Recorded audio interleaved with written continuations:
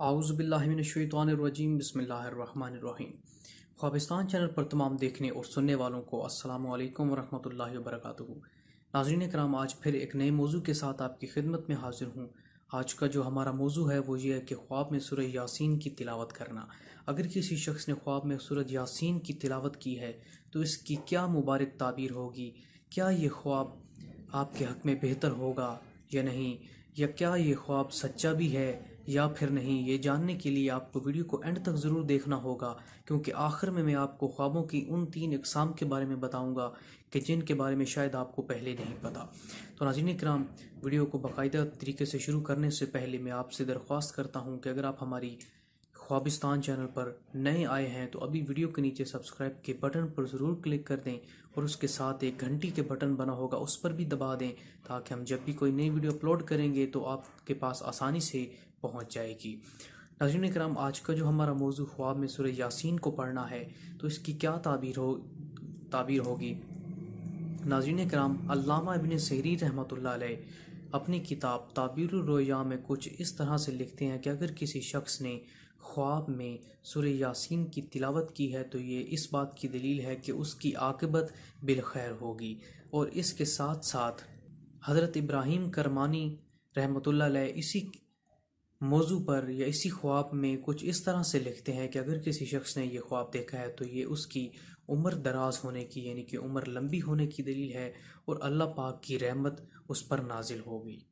हज़रत इमाम जाफ़र सादिक रहमतुल्लाह अलैह फरमाते हैं कि अगर किसी शख्स ने ख्वाब में सूरह यासीन को पढ़ा है या उसकी तिलावत की है तो उसकी ताबीर वो ये बयान फरमाते हैं कि उस शख्स के, यानी कि साहिब ख्वाब के दिल में हज़ूर सल्लल्लाहु अलैहि वसल्लम की मोहब्बत बहुत ज़्यादा मजबूत होगी। तो नाज़रीन इकराम, ये वो 3 ताबीरें हैं जो मुख्तलिफ इमामों ने बयान फरमाई हैं। अब नाज़रीन इकराम, चलते हैं ख्वाबों की उन 3 अक़सामों की जानिब कि ख्वाब कितनी किस्म के होते हैं और कैसे होते हैं।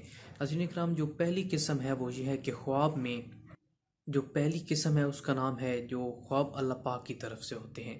ऐसे ख्वाब नाज़रीन कराम बहुत ही मुबारक और सच्चे ख्वाब होते हैं। ऐसे ख्वाबों की ताबीरें भी बहुत मुबारक साबित होती हैं और हकीकत के ऐन मुताबिक होती हैं। जो दूसरे ख्वाब हैं वो नाज़रीन कराम शैतान की तरफ से होते हैं। ऐसे ख्वाब हमें क्यों आते हैं? वो शैतान हमें इसलिए सिर्फ दिखाता है कि हम डर जाएं, परेशान हो जाएं, गुमराह हो जाएं, अल्लाह पाक से दूर हो जाएं। तो शैतान का मेन मकसद ही यही है। अगर कभी हमें बुरा ख्वाब आए तो हमें क्या करना चाहिए कि जैसे ही हमारी आंख खुले तो हम अपने बाएं कंधे की जानिब 3 बार थुतकारें, थू थू थू। इस तरह करके आपने आऊज़ु बिल्लाहि मिनश्शैतानिर्रजीम पढ़ना है। इंशाअल्लाह इस अमल के बाद आपने ये क्या करना है कि आप अपनी करवट को बदल देना है और इंशाअल्लाह फिर आपको बुरा ख्वाब उसका असर ज़ाइल हो जाएगा। जो तीसरी किस्म के ख्वाब हैं वो है नफ्स के ख्वाब।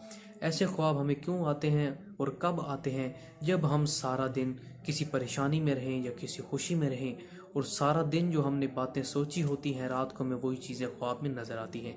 तो ऐसे ख्वाबों की भी कोई ताबीर नहीं होती, ये ख्वाब भी झूठे साबित होते हैं। उम्मीद करते हैं आज की वीडियो से आपको कुछ नया जानने को मिला होगा। मज़ीद इसी तरह की वीडियोस के लिए हमारे चैनल को ज़रूर सब्सक्राइब करें। अगली वीडियो तक के लिए दीजिए हमें इजाज़त। अल्लाह हाफिज़। अला निगहबान।